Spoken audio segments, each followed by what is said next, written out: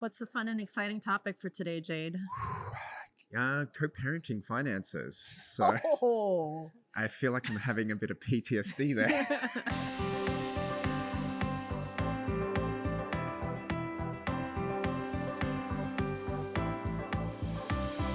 But what about yourself? Yeah, a little bit. I mean, it's a necessary topic, you're getting divorced from your spouse because you don't want to see them anymore, but oh shoot, you have kids, so you're gonna have to continue communicating with them for the foreseeable future. Yeah. And even better, about money. Yeah.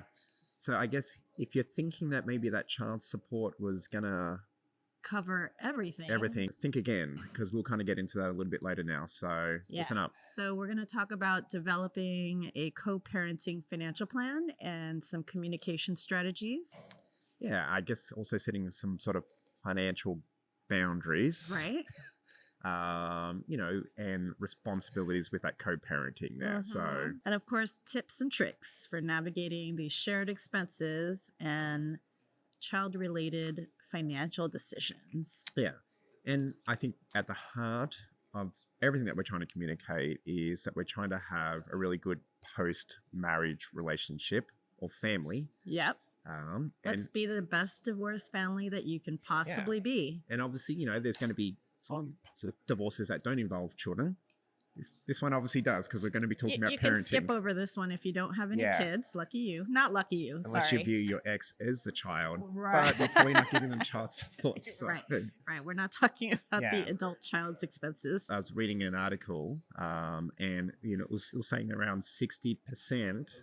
This is from the US Census, actually. So 60% of child support payments. Only 60% of child support payments are received. Thank you for correcting At least reported received to the census as of 2015. Which is lower than I thought, but I guess maybe I'm not surprised. So, like to our point earlier on there, if you're thinking that this child support payment was going to be able to cover you for your expenses, it might not. Well, if you're on the receiving end, it's not meant to cover everything. It's just what's on the decree, right? Yep. So either if you don't have that decree yet, then maybe that's something to negotiate, like what it does cover. Mm-hmm. And if you are the giver of the child support, also do not expect that it covers everything, because it definitely doesn't. Yeah. It's a legal obligation for you as well there. So try and, I guess, keep that hatred, anger, animosity, whatever it is for your assumptions out of it there. So, all right. So kind of let's get into that first one there. So, how do you, develop that sort of, co-parenting plan there? So it's vitally important, due to memory loss or what have you, to always have some kind of paper trail, I think figuratively or literally, right? I think Joe's talking about me here. So I could talk for ages about all my mistakes on this one here. So whether it be, as Joe mentioned earlier, so there's things might be in the divorce decree. Some things might be spelled out what's going to be covered, but there's also going to be a lot of things that aren't going to be covered. So just think of you as a child who's starting to become a teenager, maybe getting into more sporting events, wanting to go away on expensive camps, or that really nice pair of sneakers. Yeah. It's like, but I really need these $170 pair of shoes. They make me run faster. Yeah, they do. Right. But in terms of a paper trail, what does that mean? So I think officially, so if there are a set of expenses to be shared or intended to be shared, that needs to be documented in something that both parties can access at all times. Yeah. So perhaps a spreadsheet, Google Sheets, right? Yep. That's something that both people can access, or some kind of co-parenting app. I've never used one, but they do exist. They do exist. If it works for amicable couples, texting or emails, but it is extremely important to have it documented somewhere, because inevitably someone's going to forget. I think one of the problems with like just a text, which I'm talking about myself here, is inevitably it's going to come to a point where it's like, I didn't say that, or I didn't agree to that. Yeah, you never told me. And then I'm like swiping, like going, hundreds of texts. Where is that? It's like, I can't find it again. Or it's, so if you can just have it in like a single point, and, whether, or even email, like, having it documented that way there. Like things we discussed and agreed on, dated, blah, blah, blah. Yeah. Don't do what I did, which was all via WhatsApp and text message. all phone calls. So do not do those. I mean, the phone calls are necessary, right? They So are. let's Yeah, talk okay. about Just, that. but don't So leave it at just a phone call. right. So let's say a big potential expense comes up. So right now we're recording this in late March. Mm-hmm. So this is prime time summer camp planning time. Mm-hmm. It might even be the end of summer camp planning time. Yep. But let's say your kid wants to do 4 different camps. And those camps are expensive. They can be. Yeah. Right. And those things, maybe your kid talked about those camps with you Mm-hmm. and not the other parent. Yep. It's probably a good idea not to assume that the other parent will automatically want to split all these camps. So make the assumption not to assume that the other parent's going to help pay for stuff. Yeah. And then, get this list together of what you want to discuss and schedule a call or a meeting to talk about it. Yeah. Right. So the call is necessary. The documentation is necessary after. Right. Resist that urge just to be the people pleaser for your child or Don't children. automatically agree. Go, yes. You want that Xbox? Yeah. We'll pay for it. Yeah. No. I think I was reading somewhere they're talking about like the Disneyland dad or parent. Like, yeah, I'm just going to come in for all the good stuff there. So, yes. Yeah. So, and obviously, yeah, so that is incredibly important. So you kind of want to, if you're presented with that sort of request from your child or children, say, hey, let me talk to your mum or your dad. Right. And we'll get back to you there and see if we can, we can do it. I'm going to talk, I guess I want to talk about vocabulary again, right? So there's needs and discretionary needs, I guess wants, discretionary wants, right? So there are actual needs like medical expenses or education or housing or food. Those are needs. Tutoring? We don't know. Yeah. That's discretionary wants, right, of the child or of you on behalf of your child are up for discussion, right? So let's say the co-parent doesn't want to pay for something that's discretionary. Yep. What happens? What do we do? I've seen it happen where one parent will try and make them look like that I'm trying to help you out, but your other parent is the one making life hard. Yeah, saying it's their no fault. to this, yeah. And you've got a couple of friends who are going through that at the moment themselves, and it's really terrible because you're just tearing apart that family, even if you are in separate households now and divorced. But you got to be thinking about your children or child. Remember, it's not about winning or losing, right? Yeah. This is about your kid, and I think that's how my co-parent and I really try to get along. We always, once we start getting huffy and puffy, we take a breath and we're like, okay, yeah, this is about the kids. This is not about us. But if you do have those expenses where maybe you both are in agreement on, you need to kind of talk about like, well, do you have the money to be able to afford that as well? Because there might be one of the parties who can't really afford it at the moment due to either a short-term situation that has come up or more or even a long-term thing there. Right. How important is it for your child to still do that? Do you then maybe pay a certain percentage more though? Right. Or if there's something that's super important to you, but not important to the other co-parent, maybe you pay for it yourself because again, it's a discretionary want and maybe whatever it is, if the other parent doesn't agree, but you think you really want them to do it, then maybe you just have to pay. I think it's also important as you get children who are older and who can actually maybe do chores around the house is to try and get some skin in the game for those kids as well. Yeah. So, if it's a bigger ticket item, if it's a cell phone, like it's amazing how many kids will have a cell phone now or an Apple Watch or whatever, I think it's encouraging to, involve the child in that conversation. In money conversations. Not blaming, but just talking about money and how it's not an endless stream. And try and get their involvement in saving up for that as well, doing some tasks around the house. That's going to help you if you're a single parent household. You might have remarried again, but, let's think that you're just a single parent household.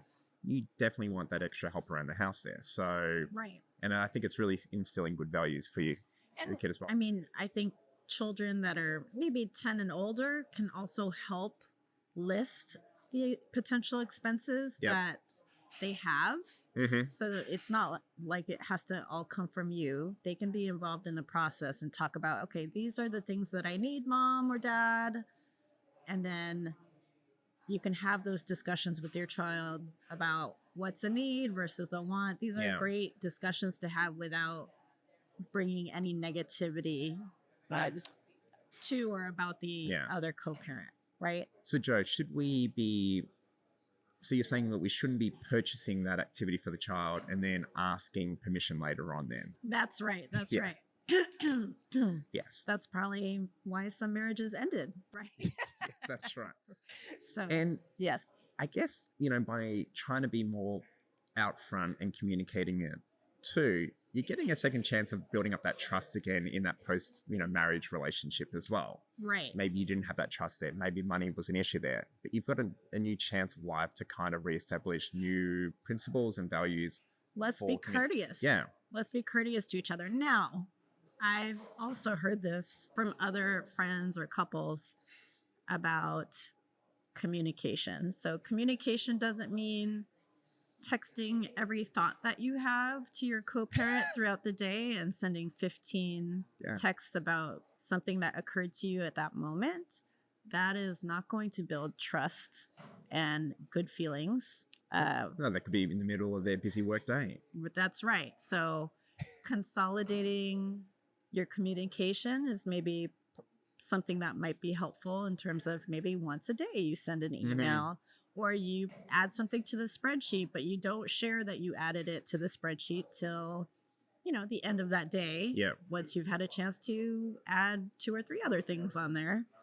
So these are little things that's that could typically help. how sometimes you think of one thing and it's like, oh, let me text so them. just don't spit it out, because then you'll probably be thinking of another thing shortly thereafter there. So definitely guilty of that there. So let's kind of talk about setting those financial boundaries though. Oh, financial boundaries, yes. So, we spoke about some things that critical to shelter, food, clothing for your child. Right. Which may or may not be covered by child support. Which may or may not be covered, or even if it is covered, you might not be getting that child support. Or you might not be getting enough. I know in my situation, we are just sharing everything 50-50. Even if it's a laptop that's maybe going to live over at his mum's house. Right. We're splitting that 50-50. We don't have any rules of an amount, but we just want to make sure that we're talking about it beforehand. Okay. Right. And some families may have to have a budget, right? We can only spend X amount on the child per month jointly. Yeah. And then you two may have to really communicate and negotiate per month what that budget goes to. Yeah. And look, you don't need permission to, if it's under a certain dollar amount, like $10 or something like that. Yeah, but if you want to buy your kids some candy, you probably should just be paying it out of your own pocket though. Yeah, that's not meant to be shared. I think one thing that we haven't touched on though is the importance of coming to an agreement on, any potential, second, college sort of, funding as well there. So, I know that we've created separate college plans because ultimately they are owned, or 529, which is often used. Yeah.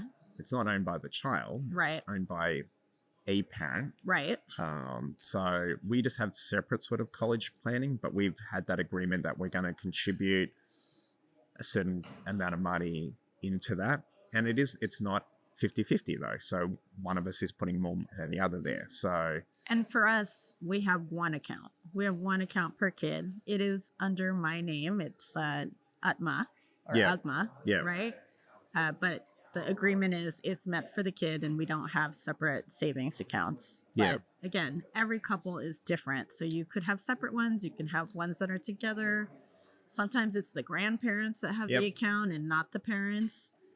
Do you also, I know some couples or ex-couples who are co-parenting will also share joint bank accounts or a joint credit card. Right. So for their children or child.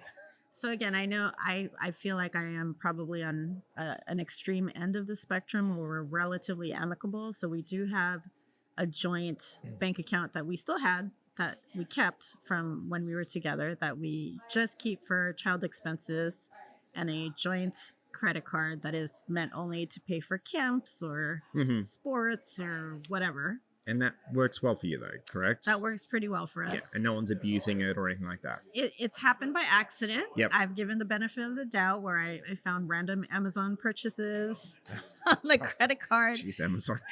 And that was an accident, a little mix-up. Yep. It was reimbursed. Yeah. And again, it's just about the communication. So, for example, when I found the Amazon purchases, I did not pick up the phone and flip out and yell. I asked the question. Yeah. Right? So this is, again, just being courteous and polite for the sake of your child. Yeah. And look, I know, like, so whether you're sharing a joint one, you know, other people might put different accounts with different little buckets, like a bucket system where they're, you know, they're putting a certain percentage or a certain dollar amount of their salary or income, or maybe where some birthday money can go into. You know, I know that's a popular thing that both we like to do when, you know, kids have birthdays now. You know, it can be common. Maybe they just get some cash or Amazon gift cards. You know, having an agreement in place with the other parent and also the child, let's save some of that.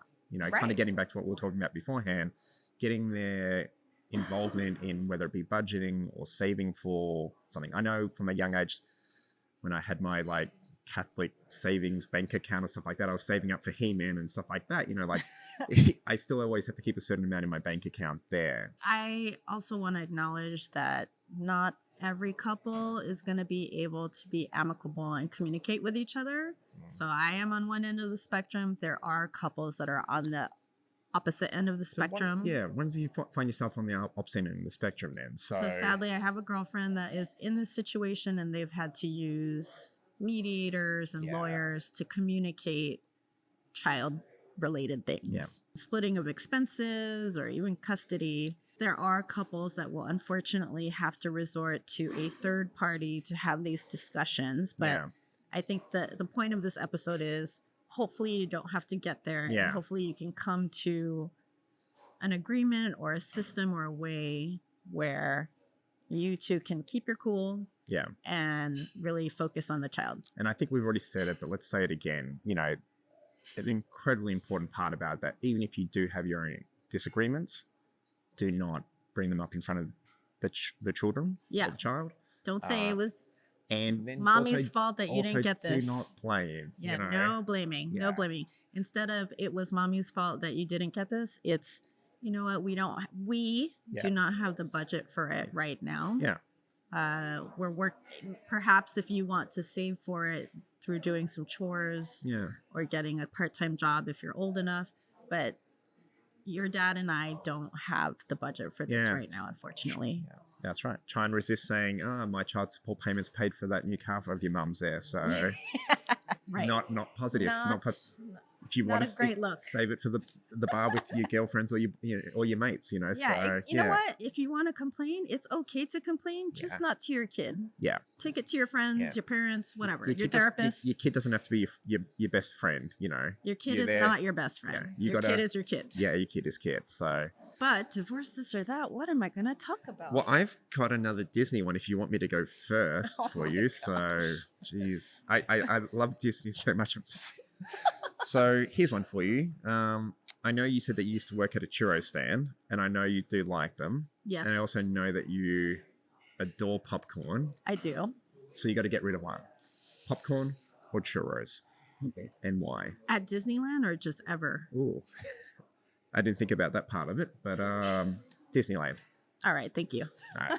That makes it easier. Oh, okay. All right, so I only like churros when they're at Disneyland. I don't like buying churros anywhere else, even like at a Mexican restaurant. It's just not the same. Oh, really? Yeah. Some secret sauce or some secret dough? Secret frozen churro something at Disneyland. I prefer to keep my churros at Disneyland. I can make my popcorn at home. You could smuggle it in. I figured out the secret seasoning that Disneyland uses. Oh, what is that? I forgot what it was called. It sounds really chemically that is very and secret horrible. Yeah. Oh, I forgot what it's called, but you can buy it on Amazon. All right. Yeah, so I can make that Disneyland popcorn that I love so much. I can make it at home. So I choose to divorce popcorn. Right. Okay. And I will continue eating my sugary churros. All right. I At feel like it would have Disney. been a different answer if I said just in general. Yeah, that would It have would have been. been the other way It around. probably would have been flipped around. All right, let's talk about attire. So, short sleeve shirts or shorts? Shorts. You would get rid of shorts? No, I would keep shorts. Sorry. Yeah.